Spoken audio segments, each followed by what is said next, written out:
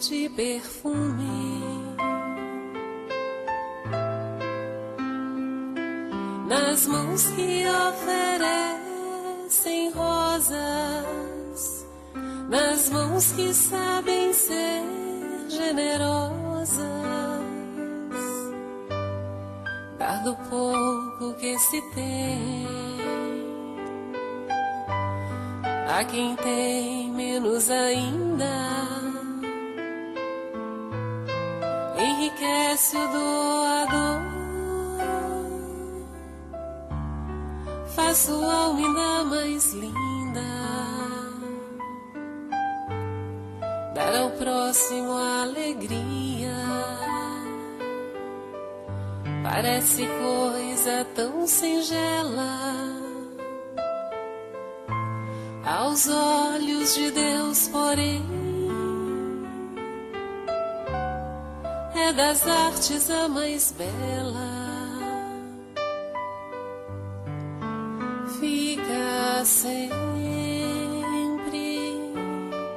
um pouco de perfume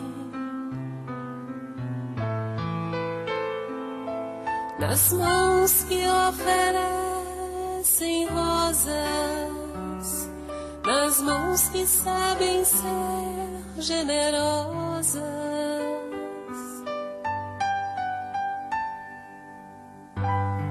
dar do pouco que se tem a quem tem menos ainda, enriquece o doador, faz sua alma ainda mais linda,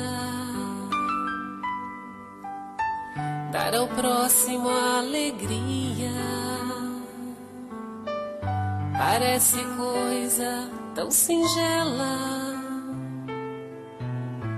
aos olhos de Deus, porém é das artes a mais bela. Fica sempre um pouco de perfume nas mãos que oferecem rosas, nas mãos que sabem ser generosas.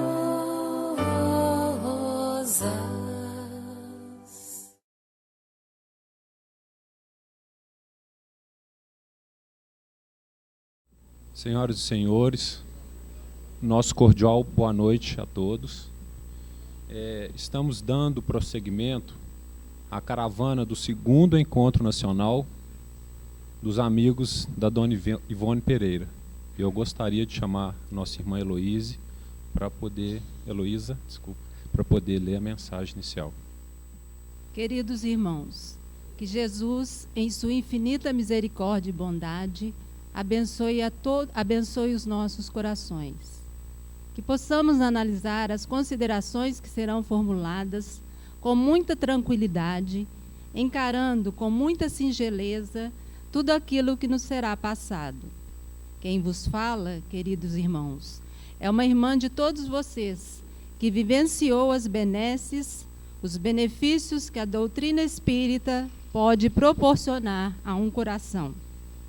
Junto a muitos trabalhadores desta casa, fui eu a escalada para estar aqui junto a vocês, na noite de hoje, trazendo algumas simples considerações, que esperamos em Jesus possam estimulá-los, fortalecê-los, nesta proposta da vivência do Evangelho redivivo da doutrina dos Espíritos.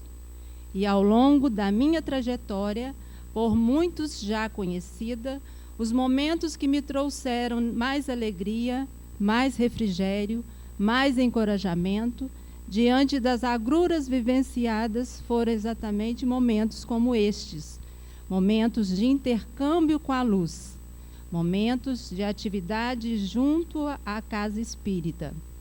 E através destas oportunidades, consegui forças necessárias para trilhar a minha existência com determinação, com esperança, com certeza de um porvir melhor. Quem vos fala, queridos irmãos, sou eu, Ivone. Ivone, que, como muitos sabem, vivenciou experiências amargas na trajetória e encontrou na doutrina dos Espíritos o sustentáculo capaz de auxiliar-me na minha existência. O fruto dos estudos, o fruto dos trabalhos, junto aos irmãos do caminho, me proporcionou a redenção de minha alma. A redenção de minha alma, queridos irmãos, isto a doutrina espírita me proporcionou. Em alguns momentos da minha existência, eu trazia em meu coração dores, tristezas, desânimos muitas vezes. Mas, através do intercâmbio com o plano maior, através do contato com os enfermos, através das preces realizadas, eu conseguia viajar e sentir a misericórdia de Deus banhando o meu coração.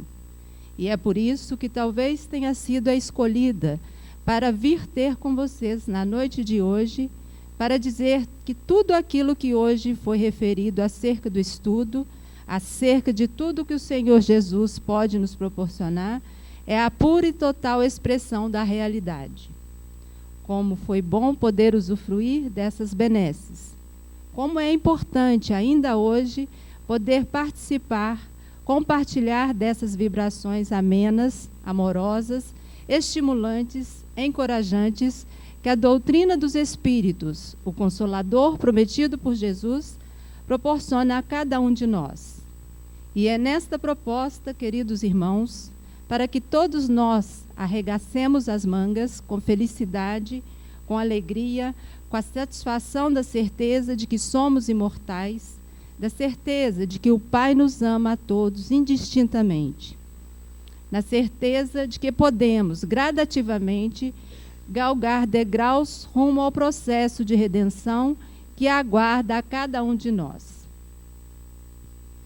Espíritos comprometidos com a lei, mas já no esforço de nos vencermos, já no esforço de buscarmos a concretização dos ideais propostos para todos nós, o propósito de seguirmos junto à felicidade que aguarda a todos incondicionalmente. Então, meus queridos irmãos, neste dia tão especial para esse espaço de amor, neste espaço que foi erguido, objetivando atender a esta comunidade tão sedenta de refrigério para suas almas, nesta comunidade necessitada de paz para os corações que nela residem, para que todos se sintam envolvidos pela luz e que caminhem estudando esses ensinamentos. Caminhem de maneira resoluta, determinada, conscientes de que o amparo sempre se faz aos corações que se encontram no esforço de galgarem degraus na escala ascensional que se encontra ao alcance de todos aqueles que com boa vontade buscam a vivência do Evangelho redivivo. Dores, lutas, desencantos fazem parte desse processo pedagógico que todos nós necessitamos para que saibamos valorizar a vida, para que saibamos aproveitar a vida, para que saibamos valorizar a cada momento que se descortina diante de nós. Que nesta noite memorável para os nossos corações, possamos lançar um hosana nas alturas, um agradecimento ao alto por ter nos concedido a dádiva de ter esse espaço para refazermos as nossas energias. Termos esse espaço para revigorarmos as nossas forças e caminharmos com Jesus rumo ao porvir de alegrias imemoráveis que aguardam a cada um de nós. Queridos irmãos, que Jesus, em sua infinita misericórdia, balsamize os nossos corações, traga a cada um de nós o alento, a esperança, a coragem para seguirmos, sem esmorecimento, rumo ao porvir de alegria que aguarda a cada um de nós. Que Jesus nos abençoe, queridos irmãos. Muita paz a cada coração aqui presente. Sua irmã Ivone. Dando continuidade, gostaria de convidar nosso irmão Joaquim Gamonal para fazer a prece inicial. Queridos irmãos, elevemos cada um o pensamento ao nosso Criador. a quem devemos a oportunidade maravilhosa de estarmos aqui reunidos nesta noite para mais ensinamentos, para mais aprendizados. Pedimos ao Pai Celestial que a luz maravilhosa de seu Filho Jesus possa nos iluminar e nos abrir o caminho, o coração, para que tudo que aqui hoje vier a ser falado possa não só entrar pelos nossos ouvidos, mas também e principalmente penetrar a nossa mente e o nosso coração. Mas mais do que aprendermos e fixarmos em nós os ensinamentos que vierem através da nossa irmã Ivone, nós possamos colocar isso em prática na nossa vida. Que aprendamos, que façamos e que, como Jesus nos ensinou, aqueles que conosco se encontrem saiam de perto de nós melhor do que quando chegaram. E pedimos que todos os bálsamos que forem derramados por esta noite, que não só para nós, mas por aqueles e para aqueles que não vieram, não puderam ou não quiseram, para aqueles parentes que ficaram em casa, para aqueles que estão nos presídios, nos hospitais, nos asilos, nos abrigos. Também para aqueles adversários, aqueles que não comungam dos nossos pensamentos, que eles recebam, tanto quanto nós, os ensinamentos desta noite. E que este dia, esta nova fase, o segundo dia desta caravana, do segundo encontro nacional dos amigos de Dona Ivone do Amaral Pereira, possa simbolizar não apenas mais um dia ou uma noite, mas uma nova fase na nossa vida. A Dona Ivone, os nossos agradecimentos por tudo o que ela foi e pela coragem, pela firmeza em trazer para nós, através das suas obras, as suas encarnações, nas quais ela muito aprendeu para agora, nesta última, nos legar com suas obras tudo aquilo que nós precisamos para a nossa evolução. E então, cada um de nós, nesta viagem maravilhosa que nos é proporcionada por esta caravana e pelo encontro, possamos agora apertar os cintos e dar sequência nessa viagem com a palestra que o nosso irmão Luciano, para quem pedimos também iluminação e bênçãos, para nos transmitir tudo aquilo que ele também tem aprendido ao longo dos tempos. Assim seja. Irmãos e irmãs, Dona Ivone do Amaral Pereira foi uma das mais respeitadas médiuns brasileiras, autora de romances psicografados e bastante conhecidos entre os espíritas. Médium, psicógrafa, receitista, homeopatia, conselheira, psicoanalista, passista, psicofônica, de materialização, de premonição, de desdobramento, intuitiva, de oratória e de cura, dedicou-se por muitos anos à desobsessão e ao receituário mediúnico homeopático. Nossa intenção é a de divulgar o papel relevante desta médium para o espiritismo no Brasil e no mundo. O encontro se dedicará a apresentar a heroína silenciosa e sua obra aos espíritas de nossa região. Gostaríamos de fazer alguns informes breves. Ivone do Amaral Pereira foi filha de Manuel José Pereira Filho, um pequeno comerciante, e de Elizabeth do Amaral. Recém-nascida, com apenas 29 dias, teve um acesso de tosse que a sufocou, deixando-a em estado de catalepsia, em que se manteve por 6 horas. O médico e o farmacêutico da localidade chegaram a atestar o óbito por sufocação. A família preparou o corpo da bebê para o velório, colocando-lhe um vestido branco e azul, adornando-a com uma grinalda, enquanto aguardava o pequeno caixão branco de praxe. Nesse momento, sua mãe retirou-se para o interior da residência da família para orar. Momentos depois, a bebê acordou chorando. Ivone cresceu numa família espírita.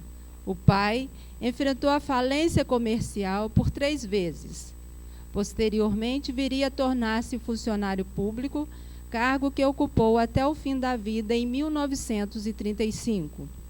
Era comum a família abrigar pessoas necessitadas, vivências que, segundo Ivone, marcariam sua vida para sempre. Sua vida foi de lutas e privações. Na noite de hoje, receberemos o nosso confrade Luciano Alencar da Cunha, da cidade de Barbacena, que dará continuidade aos trabalhos da caravana Amigos de Dona Ivone. Luciano Alencar é advogado e espírita há mais de 2 décadas. Foi presidente da Aliança Municipal Espírita de Barbacena e colaborador do movimento espírita de nossa região. Está como o atual presidente da Associação Jurídica Espírita de Minas Gerais e é associado do Grupo Espírita Cristão Obreiros de Deus. Há mais de 20 anos atua como orador espírita.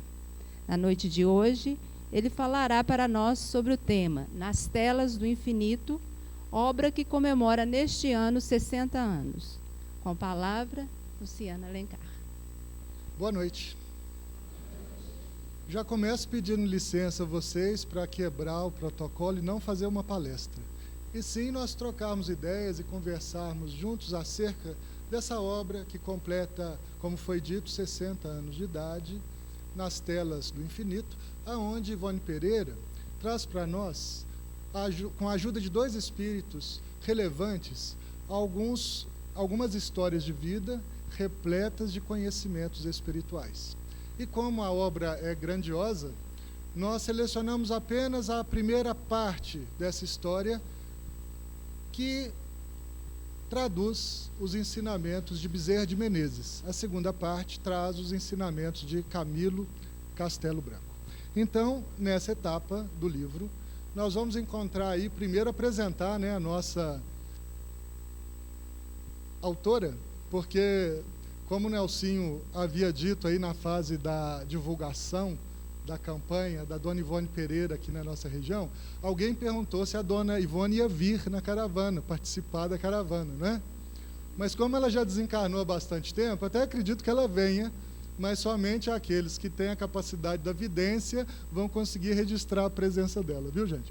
Então, a Dona Ivone é uma espírita que deu uma grande contribuição para nós, está no plano espiritual, e aí está a forma como ela se apresentava para nós na última encarnação. Então, se você verificar um espírito com essa aparência aí, olha, pode ser que seja a Dona Ivone. Estão vendo ela por aí? A história começa lá em Lavras, a cidade onde a Dona Ivone ficou radicada durante muitos anos, e ela era vizinha da Escola Agrícola de Lavras, que era uma iniciativa do Instituto Gamon, onde os presbiterianos levaram para aquela cidade uma grande contribuição na área da cultura, na área da educação, e a Dona Ivone, então, ficava ali numa janela da casa dela, onde ela avistava os campos, onde a escola de agronomia cultivava, então, as plantas e cuidava também das pastagens dos animais, e, segundo ela, um lugar muito bonito, com muitos pássaros. Ela chega a relatar que Lavras era conhecida à época pela sua grande quantidade de pássaros, e que os gorjeios dos pássaros lembravam muito as canções, os hinos do plano espiritual. Então, olha só que interessante, a Dona Ivone já fazendo o link de espiritualidade com música. E eu vejo que nós temos artistas aqui da área da música, né? E nós sabemos que há uma ligação profunda entre a música e o mundo espiritual. E aí nós já podemos perceber, né? Cada um sintoniza com as vibrações que quer ou que pode, né? E a Dona Ivone Pereira se sintonizava com as vibrações do mais alto, ouvindo então o gorjeio dos pássaros que ali estavam, que foi o ambiente onde aconteceu os fatos que vão ser narrados nessa obra. E ela ainda nessa época fazia parte do Centro Espírita de Lavras, hoje conhecido como Centro Espírita Augusto Silva, uma homenagem ao médico humanista Augusto José da Silva, que atuou durante muito tempo naquela comunidade e que foi um grande trabalhador do Centro Espírita de Lavras, e no qual nós estivemos ontem e ouvimos a palestra lá do nosso irmão Gamonal, dentro dessa casa, onde a Dona Ivone contribuiu durante alguns anos e também onde Dona Ivone recebeu obras. E essa obra que nós vamos conversar hoje, ela está ambientada no ano de 1928. E nessa época, então, estava por lá, por Lavras, a nossa Ivone Pereira. E a história é triste. Esse é o nome da história. Uma história triste.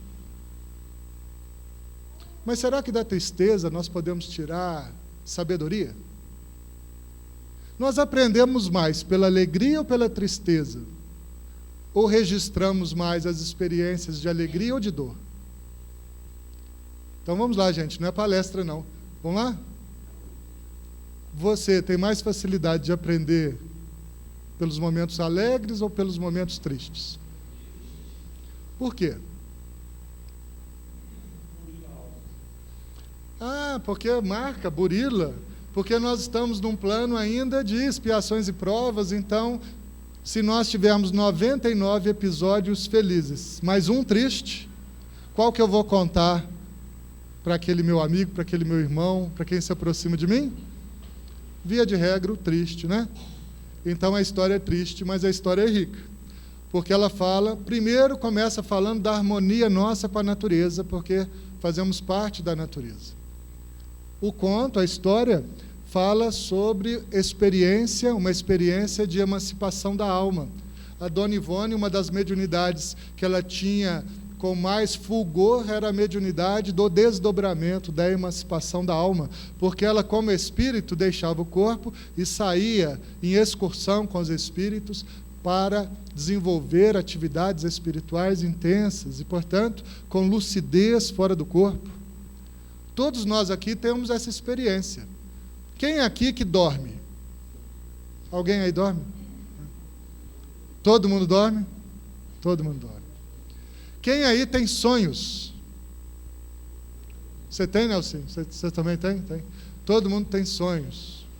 Ora, todos nós treinamos todos os dias para o fenômeno da morte do corpo. A diferença é que, quando ocorrer o fenômeno da morte do corpo, nós, espíritos emancipados dele durante o sono, não voltaremos mais para ele, e aí permaneceremos do lado de lá, no mundo espiritual.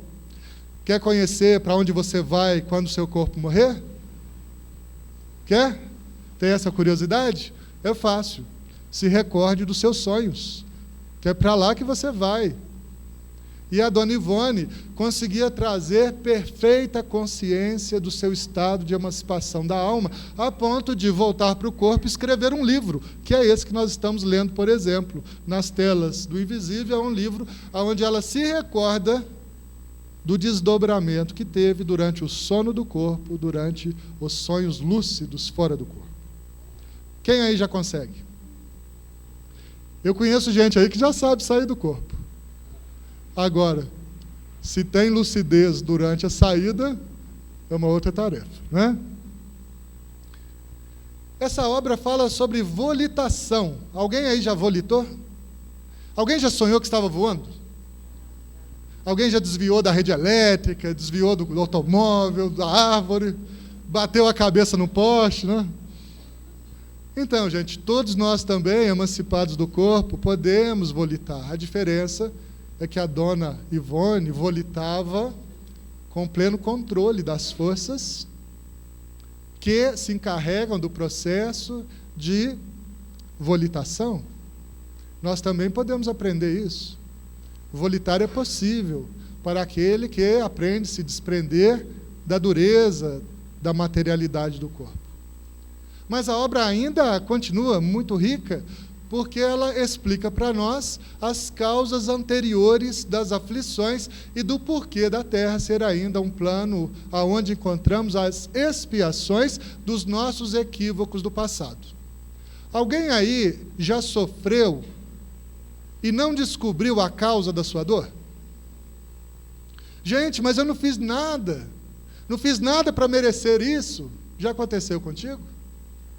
Às vezes você foi alvo da maledicência, às vezes você foi alvo de um crime, e você fica entendendo, poxa, por que será?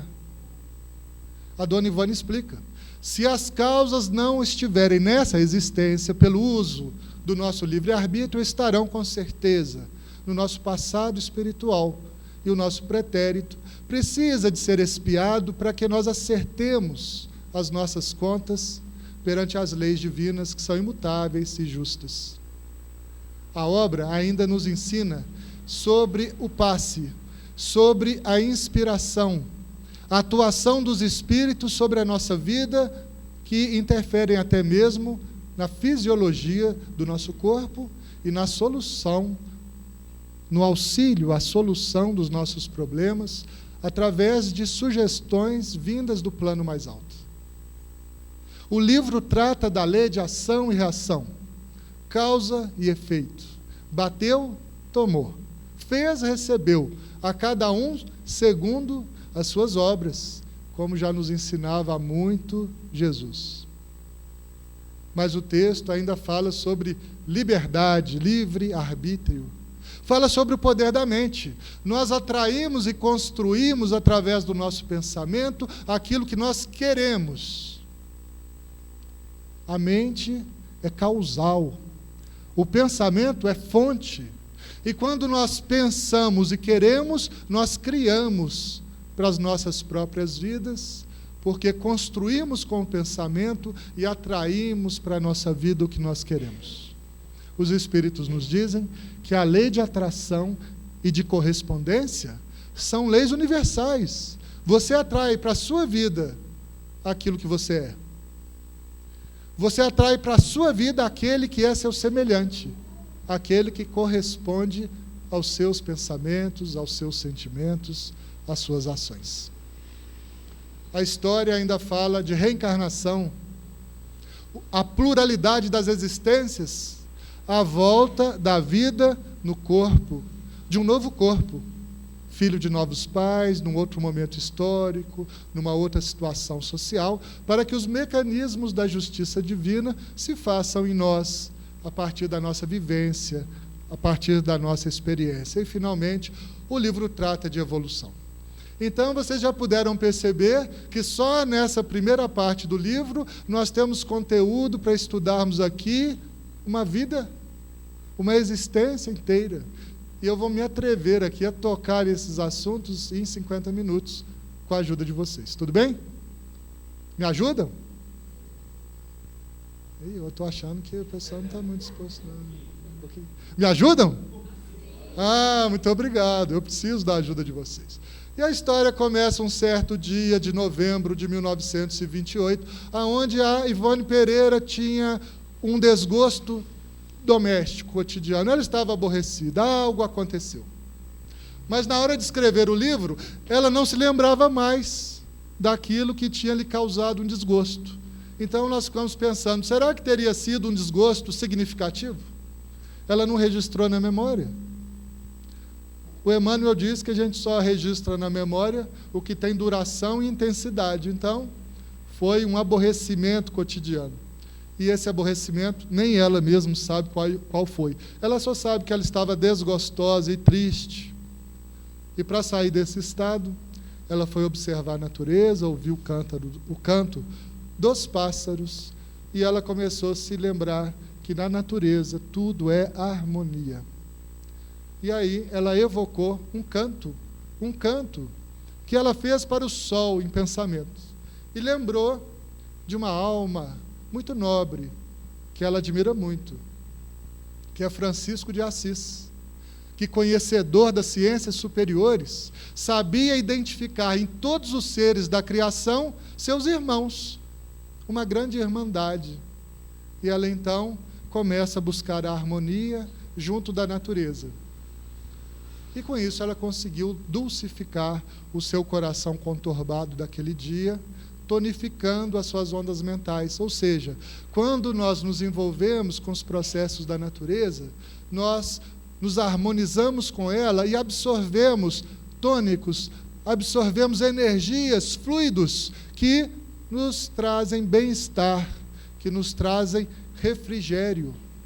E essa metodologia é ensinada por todos os tempos. Dentre muitos outros autores, eu vou lembrar aqui as práticas pedagógicas de Eurípides Barçanufo, que ensinava os seus alunos junto à natureza, debaixo de um pé de manga, pelos jardins, buscando na natureza a harmonia e o tônico que cura a doença do corpo e as doenças da alma.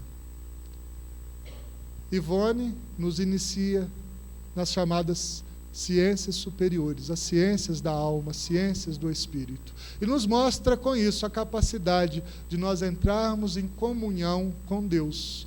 Comunga com Deus quem se sintoniza com Ele, como Ele está em toda parte. Ele está junto de nós, Ele está em nós, dentro de nós, e, portanto, a comunhão é intimidade com o Criador. Aí está uma figura artística da imagem de Francisco de Assis, um daqueles espíritos que eram fonte de inspiração para Ivone do Amaral Pereira. E aí, nesse dia que ela estava triste, ela sente uma atração irresistível. Ela sente um convite. Alguém se aproxima dela, ela sente uma corrente magnética, e uma corrente vigorosa. E ela identifica aquilo que ela chama de almo fantasma.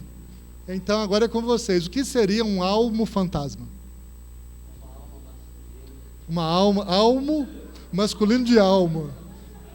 Não ficou muito bom, né? Quem me ajuda? Vamos buscar o dicionário. Quem que é bom aí na língua portuguesa? Quem lembra desse substantivo? Então vamos começar pelo mais fácil. Fantasma. Fantasma. Espírito. Gênio. Alma. Então ela sente uma atração, uma corrente magnética, um influxo magnético, e sente que ali há um espírito, uma alma, um gênio, mas era uma alma qualificada. Então nós já vamos ver que o alma, na verdade, é um adjetivo, né? Não é um substantivo. Mas que adjetivo seria esse? Quem acertar ganha um copinho de água magnetizada, um prêmio, né? Com mais magnetismo. Pode significar muitas coisas. Segundo Aurélio, significa venerável, benemérito, bondoso, grandioso, sublime. Tá bom assim? Então, ela sente a aproximação de um espírito elevado, venerável. Quem será? E ela diz, olha como ela é poetisa, né? Ela diz, provindo de esfera beijada de amor e luz. Eu fiquei sabendo ali com o professor Ebert que essa característica aí é da última fase daqueles autores românticos. Ela é influenciada por Castro Alves e, portanto, a obra é cheia de romantismo. Mas aquele que não gostar de descrições minuciosas, é aquele que não gostar de adjetivos, pule essa parte, porque senão vai ficar aborrecido em ler um estilo clássico, né, da literatura portuguesa. Então, esse espírito aproxima, beijado de luz e de amor. Quem será ele? Quem? Já dei a dica no início. Não, outro, amigo dele. Bezerra de Menezes, né, o coautor da obra, né? É o coautor da obra. E aí ela sente que o corpo está ficando enrijecido. Ela sente a necessidade de colocar o corpo sobre a cama. Ela tem aquela sensação que vai desencarnar. É a sensação da morte. Alguém já teve? Sensação, e agora? Estão me chamando. Estou indo. O corpo fica rijo. É a hora de abandonar o corpo. Silvano, já sentiu? Já? Experiência boa? O corpo vai ficando rígido e fala assim, estou indo embora. Pois é, aí o que ela faz?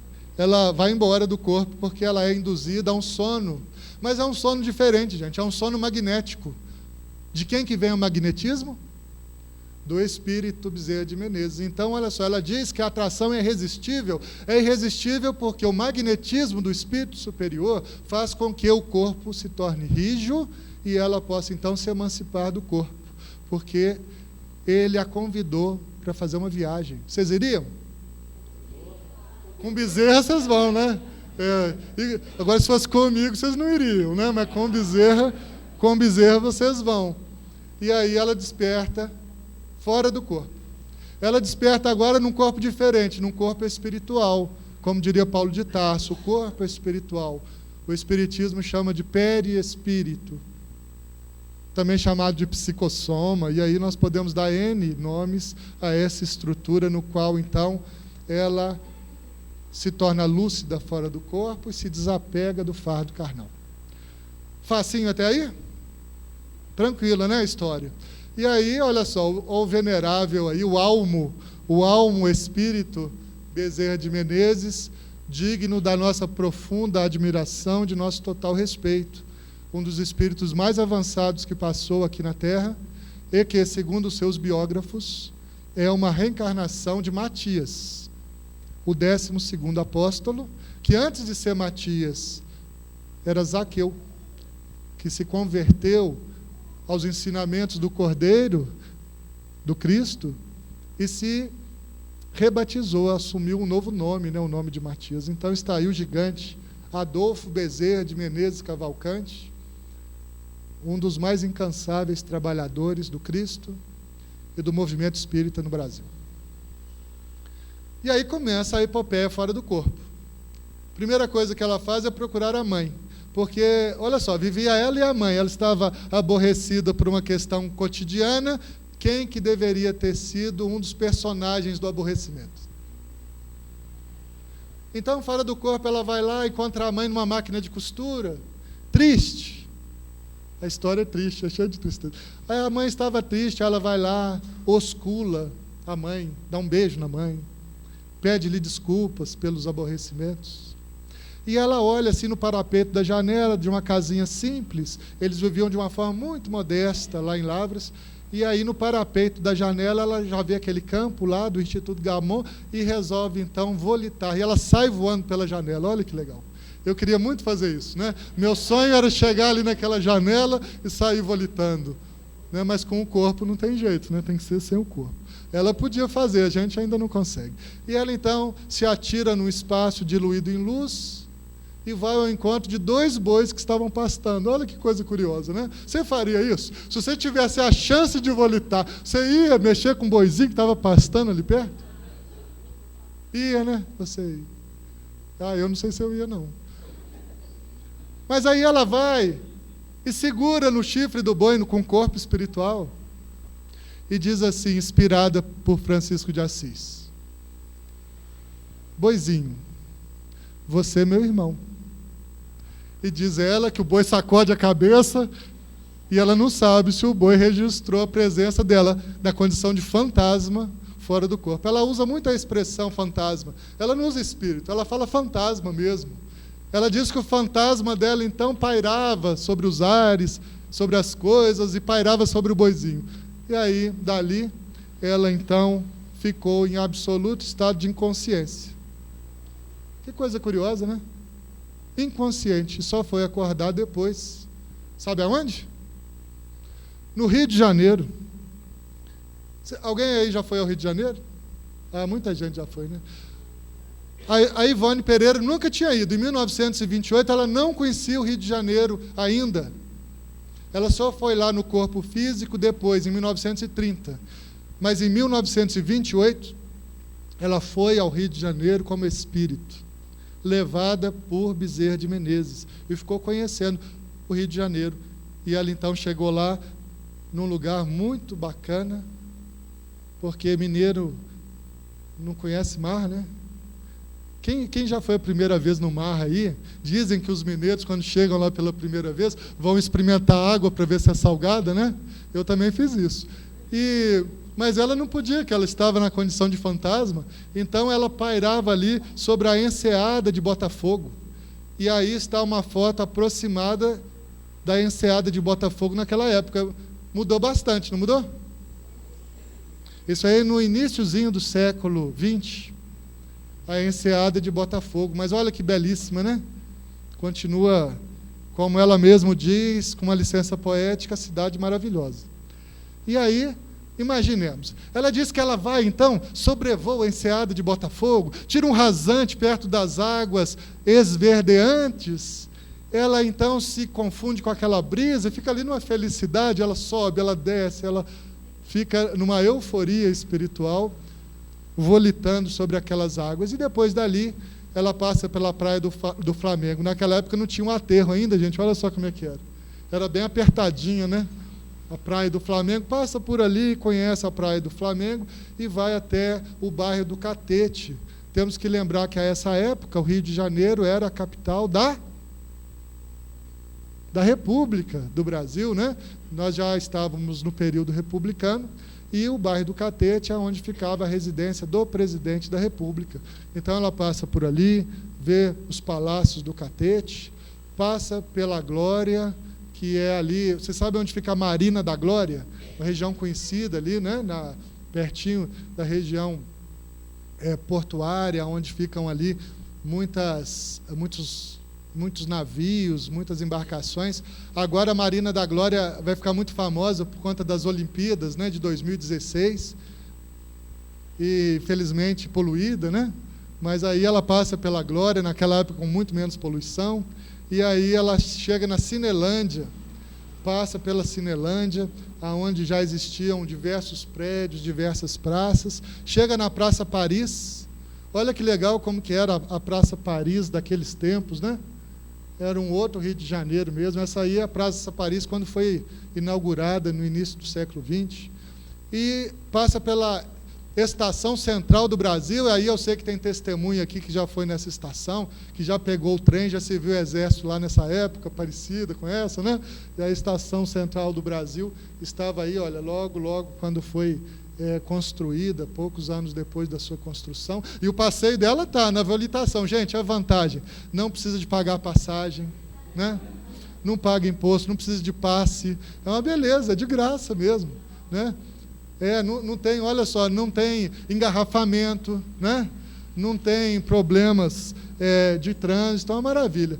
Aí ela passa pela estação ferroviária Lauro Müller, ou Miller, né? Lauro Miller, e aí eu peguei uma fotinha aí da estação Lauro Miller, passa pela estação de São Cristóvão, e lá vai a Dona Ivone voando, né? É muito gás, né? E aí ela continua volitando e passa pela Quinta da Boa Vista, e aí ela faz um registro. Diz ela que nessa estação era avistada de vez em quando outro fantasma, um fantasma magnânimo, de alguém que tinha sido imperador do Brasil. Quem será o espírito bondoso e magnânimo, imperador do Brasil, que ficava ali como fantasma nessa estação da Quinta da Boa Vista? Ali a Conceição já respondeu, né? O nosso pré-claro Dom Pedro II, né? Que, inclusive, é muito ativo no movimento espírita brasileiro, viu, gente? Ele está sempre por aí, tem muitas notícias dele atuando no movimento espírita. E aí, depois de tanto passear, ela faz uma pergunta ao Bezerra de Menezes, replicando assim uma parte de um poema de Castro Alves. Onde me levas mais, anjo divino? Onde me levas mais, anjo divino? Porque ela sabia que o Bezerra não tinha buscado em Lavras a Ivone para ir passear no Rio de Janeiro, né? Você já viu o Bezerra andar à toa? Não? Olha, gente, esse negócio de fazer amizade com o espírito superior tem uma consequência. Eles não jogam o tempo deles fora. E quando você acha que eles vão te levar para passear, eles vão te dar trabalho. Pode ficar tranquilo. O pessoal da caravana aí sabe disso, né? Ah, vão seguir a Dona Ivone, é só trabalho, só serviço. Ela aprendeu com o Bezerra, né? E aí ele disse, bom, então agora você vai saber o objetivo da nossa viagem. Nós vamos para outro lugar, o Morro do Querosene. Morro do Querosene. Alguém já ouviu falar nesse morro? Gente, as favelas do Rio de Janeiro são conhecidas até hoje pela falta de infraestrutura e pela ocupação desordenada, pela violência. Naquela época não era diferente. Com a abolição da escravatura no final do século XIX, todos aqueles que foram alforriados e que permaneceram no Rio de Janeiro não tinham onde ficar. Naquela época não existia nenhum plano habitacional, não tinha naquela época, nem o Minha Casa Minha Vida não tinha naquela época. Então o pessoal não tinha para onde ir. Para onde que eles foram? Para o morro, foram morar no morro. Aquelas habitações precárias, sem água, sem esgoto, sem energia. Naquela época nem existia energia elétrica, né, no Rio de Janeiro, na época do final do século XIX. E aí nós vamos ver aqueles barracões de zinco, de madeira, toscos, escorados nos morros, para onde ia morar todas essas pessoas. E agora, já em 1928, todos aqueles trabalhadores, todas aquelas pessoas que não tinham condições de habitar outro lugar. E aí a Ivone começou a pensar, opa, agora chegou a tarefa. Vamos subir o Morro do Querosene. E no meio daquelas habitações tão rústicas e tão limitadas, o Bezerra, então, esclarece a ela o objetivo da viagem. Eu pensei aqui uma parte do diálogo rico dela com o Bezerra de Menezes, onde ele diz basicamente assim: estamos num dos locais mais menosprezados e esquecidos pela sociedade do Rio de Janeiro. Aqui existe a fome. Compreenderás tu, porventura, o que sejam horas e dias torturados pelo suplício abominável da falta do pão cotidiano? É certo que Ivone tinha uma vida simples, mas na mesa dela jamais faltara o pão. E eu pergunto para você, minha irmã, meu irmão, na sua mesa já faltou o pão?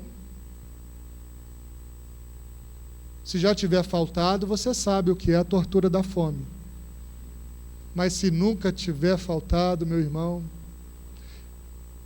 eu ouso lhe dizer, você não sabe o que é tortura e você não sabe o que é fome. Eu não sei. Uma navalha que corta sem sangrar, mas corta. Passou por essa experiência, meu irmão?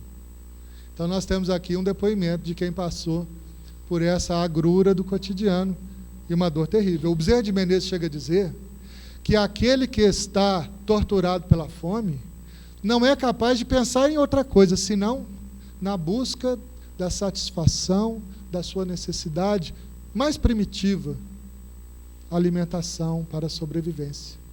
E aí nós vamos ver isso, gente, até no reino dos irracionais, né? Vocês já observaram? Qualquer animal irracional com fome, ele não faz outra coisa senão ir em busca do alimento. Nós humanos, quando passamos por essa experiência, repetimos a experiência que tivemos entre os irracionais e todo o nosso tempo, a nossa inteligência, a nossa energia vai para satisfazer a necessidade e suprir a fome. E aí ele faz a grande pergunta que eu faço para vocês. Nós temos o hábito de reclamar? Quem aí tem o hábito de reclamar? Todos nós reclamamos de alguma coisa. Reclamamos do governo, reclamamos do nosso trabalho, reclamamos da nossa rua, da nossa cidade, dos governantes, do prefeito. Na palestra de ontem nós vimos pessoas reclamarem da sogra, né? Então as pessoas vão reclamando, e a gente é assim, nós reclamamos muito, não é assim? Mas aí vem o Bezerra, pegando aquele gancho naquele desgosto cotidiano, que a Ivone nem lembrava do que era, e pergunta para ela: infeliz tu? Por quê? Eu também vou ser aqui o porta-voz do Bezerra e pergunto para você: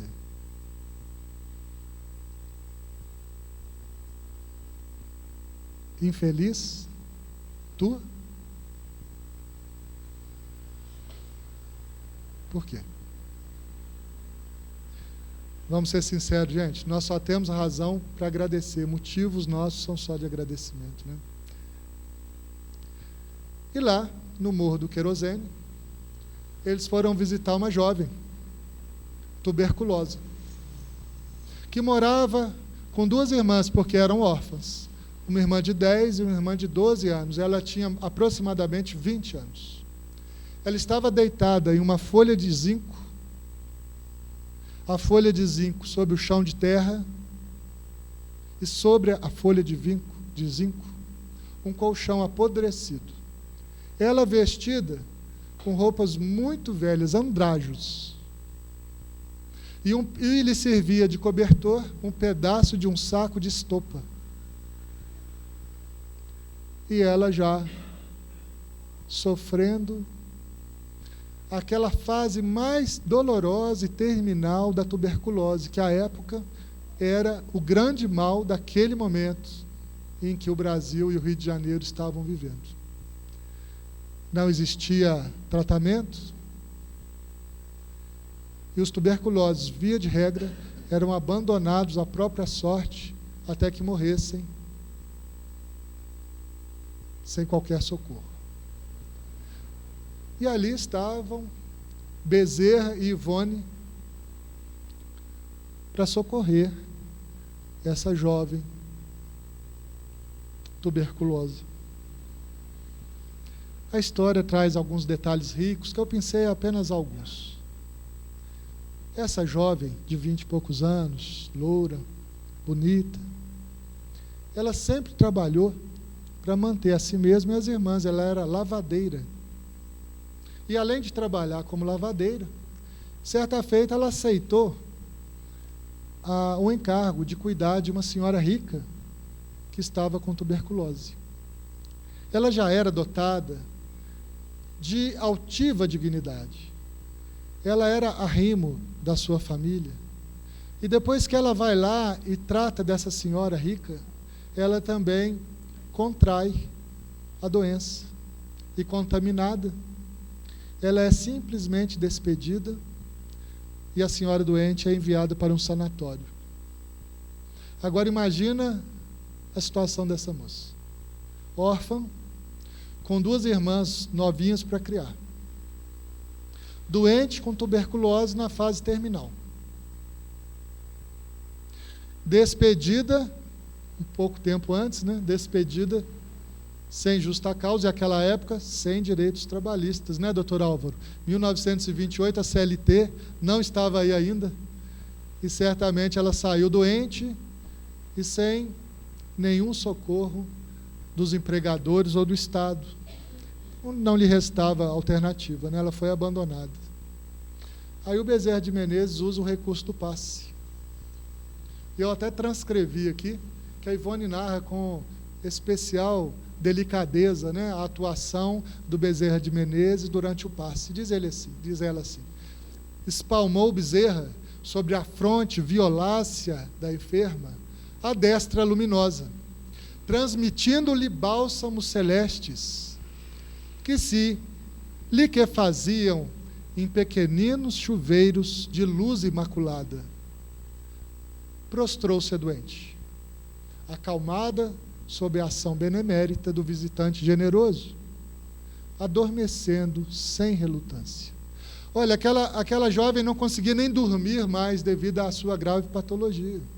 E através do passe, ela conseguiu pelo menos repousar. Então o primeiro socorro imediato tinha sido dado. Aquela postura febril, dolorosa, já estava pelo menos acalentada pelo sono.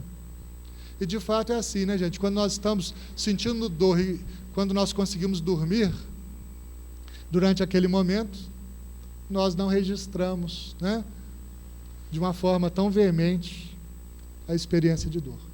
Então esse foi o primeiro refrigério. E depois, o que será que eles poderiam fazer? Os dois estavam, como continuam, no plano espiritual. Como que eles fariam para socorrer aquelas 3 pessoas? Vamos ver, o que a dona Ivone diz.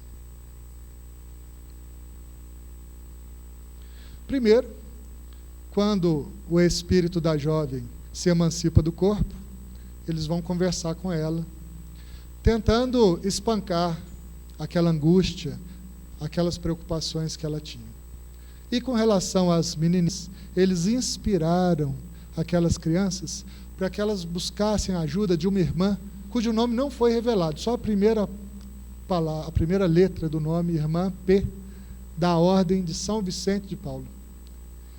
E essas meninas encheram seu coração de esperança, foram atrás dessa irmã, uma irmã de caridade, e que foram, então, logo ainda naquela noite, socorridas.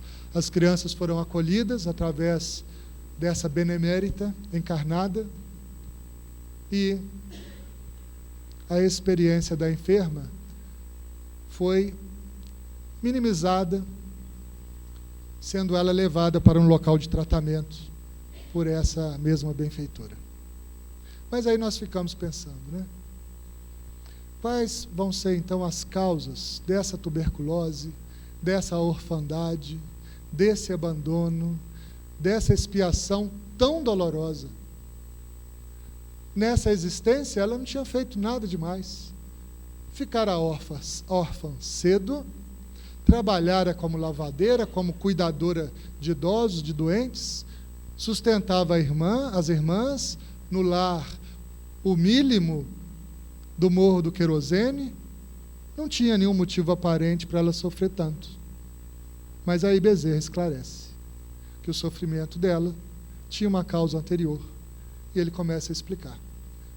Segundo Jesus, cada um receberá segundo as suas próprias obras. O pretérito dela é cheio de erros, de enganos, de ilusões, que foram insuflados pelo egoísmo, pelo orgulho. Parece que ele está falando da gente, né? Olha só. Quem aí ainda carrega em si a chaga do egoísmo, do orgulho? Quem de nós não se engana e não comete erros? Não precisa nem de responder, né? Mas, olha como que Deus é magnânimo. Para aquele que errou, a oportunidade de reparação. Através de novas jornadas expiatórias. E aí, começa o Bezerra a falar de reencarnação. Só através da compreensão da reencarnação que nós podemos entender os mecanismos da justiça divina. Senão, Deus seria injusto com a jovem tuberculosa. Por que ela teve tuberculose e eu, por exemplo, não tive? Por que ela nasceu órfã e eu, por exemplo, no meio de uma família amorosa que me deu educação, amor? Deus seria injusto. Só a reencarnação explica a justiça divina. E aí, o Bezerra também nos diz que através da intuição, nós vamos compreender o trajeto mais rápido para o reajustamento honroso com a soberana legislação. Ou seja, a intuição nos traz as informações necessárias para o nosso processo de reparação espiritual. E aí, ele começa a contar a vida pregressa daquela jovem tuberculosa. Diz ele que no século XIX, ela nasceu lá na Vila Matoso, no bairro de São Cristóvão, também no Rio de Janeiro. E lá, nessa cidade, nesse lugar, nessa encarnação anterior, ela recebeu o nome de Palmira. E a Palmira, ela vivia naquele ambiente do século XIX, durante a corte de Dom Pedro II, no Rio de Janeiro, e ela era uma jovem notável, de arrebatadora formosura, linda, uma jovem que era percebida e desejada devido aos seus predicados de beleza. E lá, naquela encarnação, ela também ficara órfã aos 15 anos de idade. E junto com a sua mãe Dolores, ela aprendeu o ofício da costura.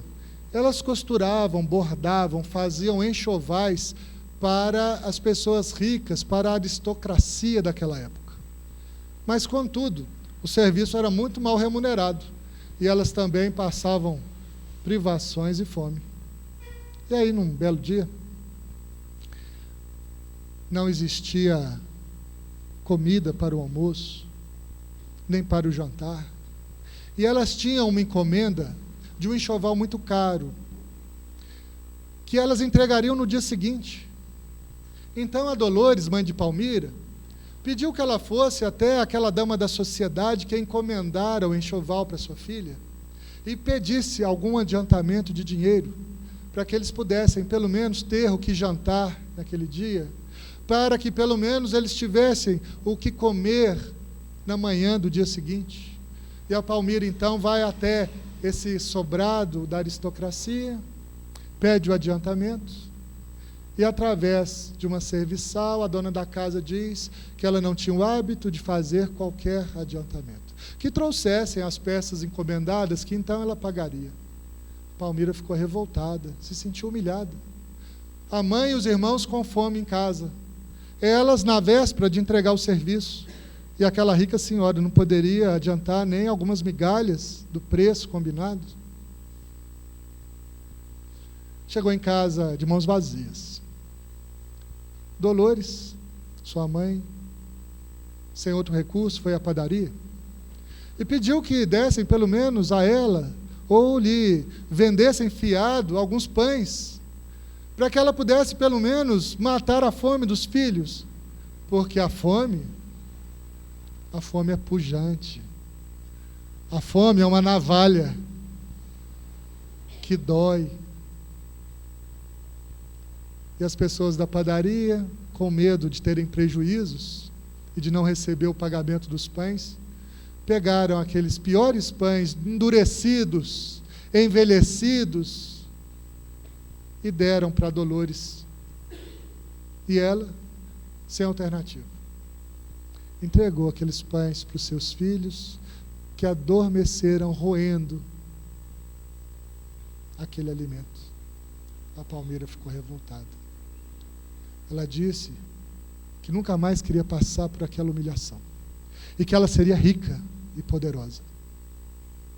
Será que ela conseguiu?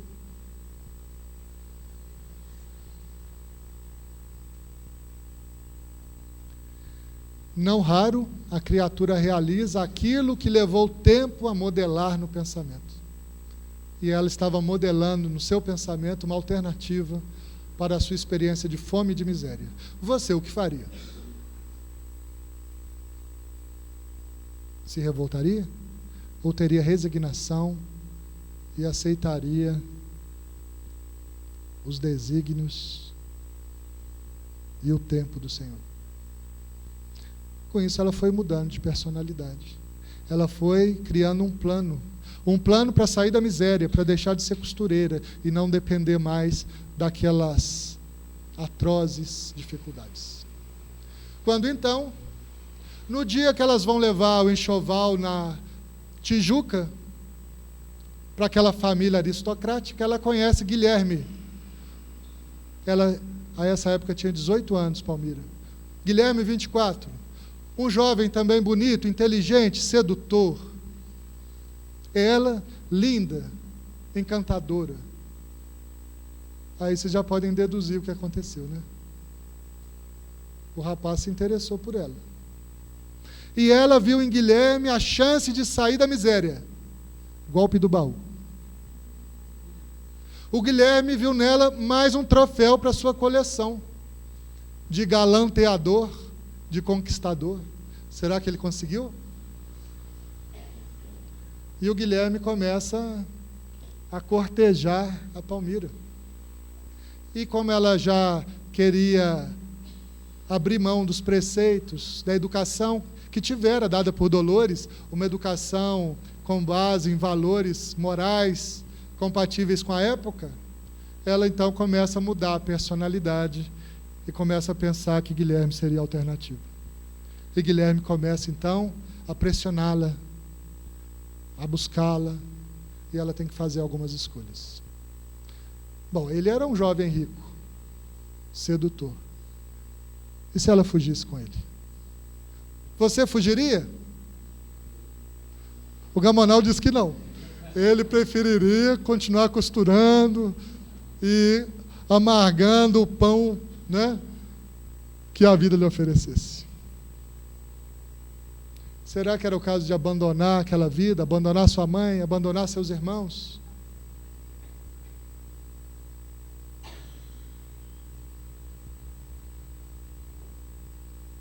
Ela vai, num dia,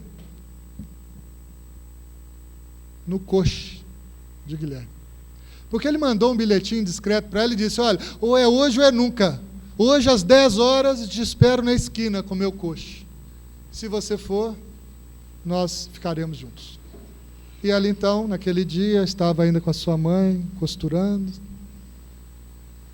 Quando deu 10 horas, ela jogou sobre a mesa todo aquele trabalho daquela noite e disse que nunca mais faria aquilo.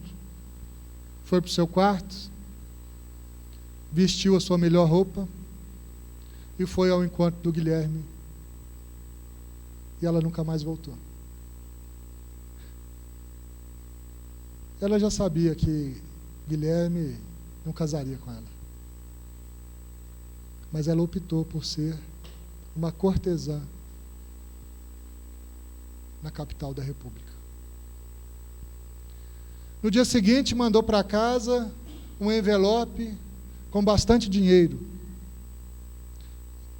E nas semanas que se sucederam e nos meses que vieram também. E com aquele dinheiro, constrangida, a Dolores matava a fome de si mesma e dos seus filhos e irmãos de Palmira. Com a beleza do seu corpo, com a sua capacidade de manipulação, ela se tornou uma sedutora invencível. E depois que seduzia suas vítimas, tirava deles tudo que podia. E não estava nem preocupada se com isso destruía fortunas e famílias. Ela amealhou muitos recursos. Foi viver num palacete beira-mar, com adornos, com muito ouro, com serviçais, com muito luxo, com muita ostentação. Ela era agora uma das mulheres mais influentes da República, porque na casa dela passavam os homens mais ricos e mais poderosos do Rio de Janeiro, que iam buscar nela e naquelas que com ela trabalhavam naquele palácio, os utópicos refrigérios de seus cotidianos. Mas no recesso daquela alma, onde se quedam as fontes ilibadas, que geram os verdadeiros sentimentos, não seria ela tão odiosa e tão má quanto desejaria parecer, diz Ivone. A consciência lhe chamava. É bem verdade que toda criatura humana possui veios incorruptíveis nas profundezas do espírito, capazes de germinarem um futuro de atitudes regeneradoras, programando reabilitações morais e conscienciais necessários à vida superior. Então ela, embora fosse essa cortesã poderosa, orgulhosa, milionária, a consciência dela sempre lhe chamava de volta para o caminho do bem, para o caminho do espírito, para a vida superior. Eram as tentativas da intuição. Meus irmãos, a nossa intuição também faz isso conosco. Nos chama de volta quando nós estamos no caminho do erro. E a intuição, murmurando-lhe ao coração conselhos salvadores de seus guias espirituais, desejosos de chamá-lo à emenda, por lhe evitarem maior grau de responsabilidade futura. Mas ela repelia, desencorajada da complexidade dos serviços regeneradores que se imporiam ao seu desempenho. Então a consciência chamava, mas ela ia ter que fazer tanta coisa que ela desistia. Ela não ouvia, os ouvidos eram moucos. Mas o tempo passa. Passa para mim, para você, passou também para Palmira. E o que acontece com aquela jovem linda e irresistível? Envelhece, decai. Aquela pele antes rosada, com o frescor da juventude, fica encarquilhada. Aqueles olhos então deslumbrantes se afundam nas faces. Aqueles dentes maravilhosos caem. Já fizeram agora a imagem da Palmira jovem e da Palmira depois da decadência? Pois é. Vem a decadência, a velhice, e ela faz um retrospecto da sua existência. Será que foi doloroso ou virtuoso? Doloroso. Ela aterrou-se, ouvindo a resposta das evocações do seu próprio passado, um passado sinistro. E agora? Será que dá tempo? Palmira estava já idosa, continuava rica, mas o remorso, o arrependimento lhe dominavam a alma. Ainda dá tempo?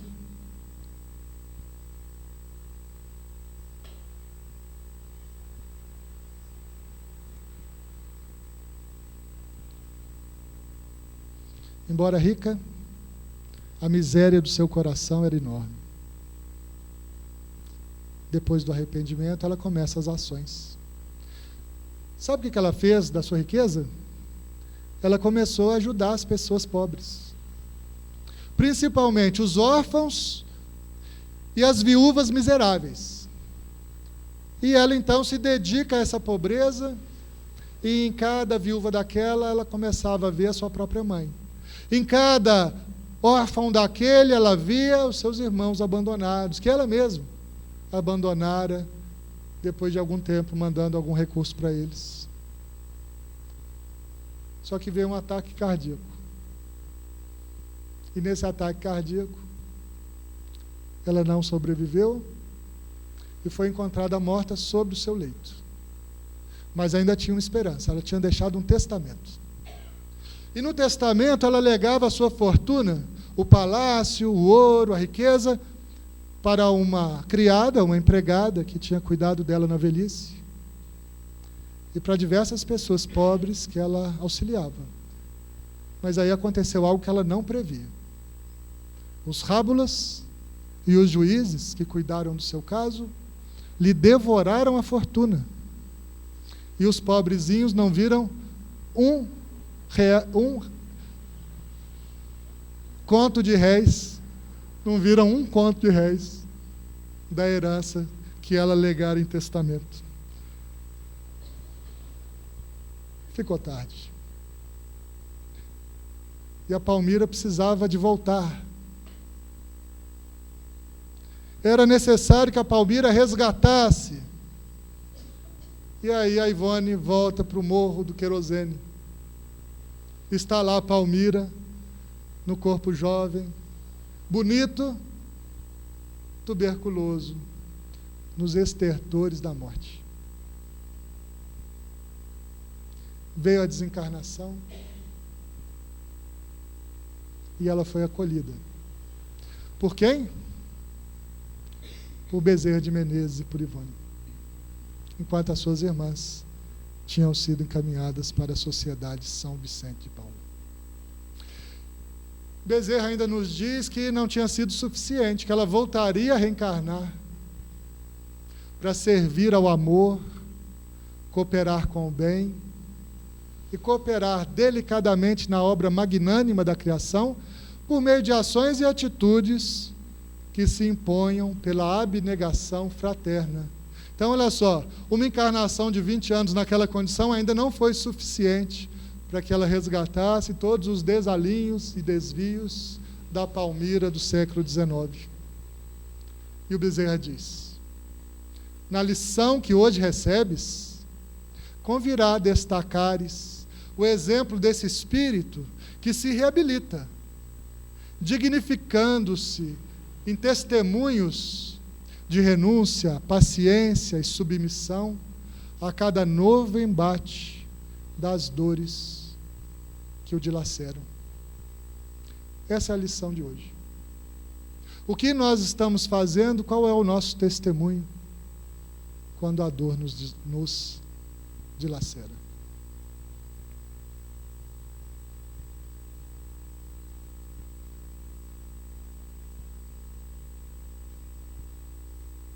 E a gente começa terminando e termina como começamos. Relembrando o Cristo de Deus, que, sintetizando de forma magnífica a lei da causa e efeito, da ação e reação, simplesmente nos diz assim: a cada um segundo as suas obras. Que as nossas obras sejam obras de amor, de luz, de paz. Que Bezerra de Menezes, que Ivone do Amaral Pereira possam inspirar as nossas vidas e que nós possamos trilhar o caminho do bem e da luz rumo ao infinito que nos aguarda com felicidade para sempre. Obrigado.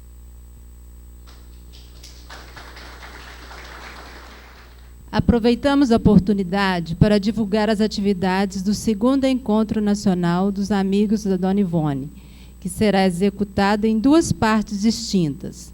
Uma é esta caravana, que amanhã estará em Conselheiro Lafayette e terá como palestrante o nosso irmão Wilson Caraza, com o tema Devassando o Invisível. E quinta-feira, em Juiz de Fora, com Nelson Xavier.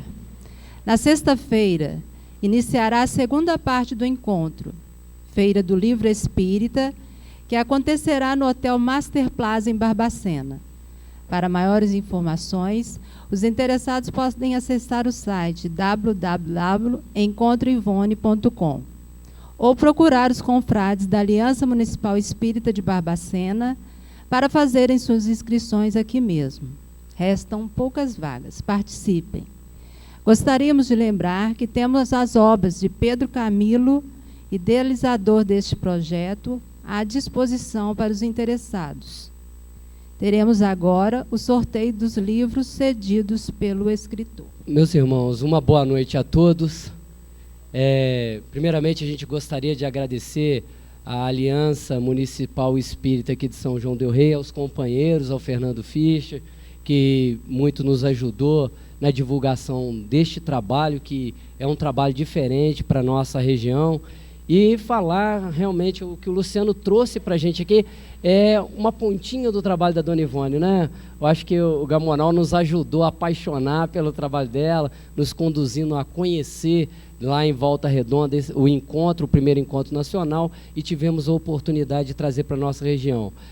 Os palestrantes do final de semana serão da Bahia e do Rio de Janeiro. São biógrafos da Dona Ivone. Um é o Pedro Camilo, que cedeu para a gente poder aqui sortear alguns livros, né? Ivone Pereira, Uma Heroína Silenciosa. Ele é um livro biográfico. Só avisando a respeito da segunda parte, gente, as vagas são limitadas porque o espaço lá não permite por mais gente. Então, são apenas 180 vagas. O encontro se divide na verdade, ele tem a palestra à noite, que é uma abertura falando também do livro Nas Telas do Infinito. No sábado à tarde vai ser basicamente sobre a vida da Dona Ivone e a mediunidade dela, e no domingo de manhã sobre suicídio. Uma das formas que os companheiros da AME sugeriram para facilitar, porque às vezes a pessoa não pode ir toda, no primeiro dia a pessoa vai ganhar um crachá, e se ela não puder ir aos outros dias, ela pode passar o crachá dela para outra pessoa, para a pessoa poder ir lá presenciar os outros dias do encontro.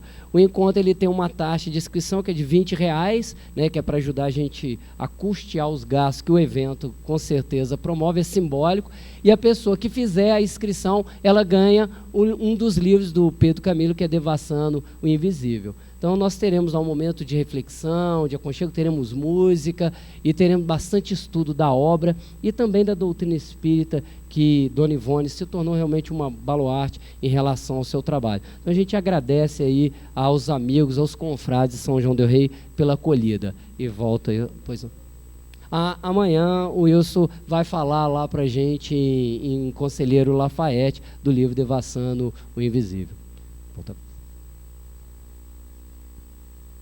Gostaríamos de convidar nosso confrade Paulo Bianchetti para fazer a prece final. Então, quando o Wilson pediu para a gente fazer a prece, eu fiquei pensando em apresentar aí o rol das nossas petições. Mas aí vem o Luciano nos lembrar, já que nós andamos esquecidos, que o nosso sentimento tem que ser de gratidão. E é o que eu convido a todos vocês neste momento. Para aqueles que quiserem cerrar os olhos físicos, mas é importante que neste momento nós possamos abrir o nosso coração para que a gente possa evocar neste momento a presença no nosso meio do nosso Senhor da vida, o nosso Pai Criador, também o nosso Mestre inesquecível, aquele que vela por nós até hoje, desde há muito, e estará conosco até o fim dos tempos, Jesus. A esses espíritos nobres que renunciaram às esferas superiores para continuar de mãos dadas conosco a nos encaminharmos como crianças ainda frágeis, que neste momento então nós possamos retirar de dentro da nossa alma, de dentro do nosso coração, somente gratidão. Primeiramente por este momento que aqui pudemos usufruir dessas palavras que nos fizeram refletir. Mas também poderíamos lembrar de tantas coisas, tantas riquezas que a vida tem nos oferecido durante tanto tempo. Se pudermos aqui lembrar, pedir licença para lembrar, que nós fomos criados pelo mesmo Pai que um dia criou o nosso Mestre. Das mesmas mãos do nosso Criador saíram espíritos nobres que estão conosco, estão nos ajudando. Nós fomos criados, somos imortais, e Deus não nos pediu conta disto. A nossa saúde física, a nossa oportunidade de serviço, o nosso trabalho remunerado do nosso dia a dia, mas também a oportunidade de serviço, onde nós temos a grata e feliz satisfação de podermos fazer parte da família espírita. Nós então aqui poderíamos lembrar de tantas coisas, mas então somente agradecemos por hoje e por todos os dias. Que assim seja. Em nome da Aliança Municipal Espírita, nós agradecemos a presença de todos e desejamos uma boa noite.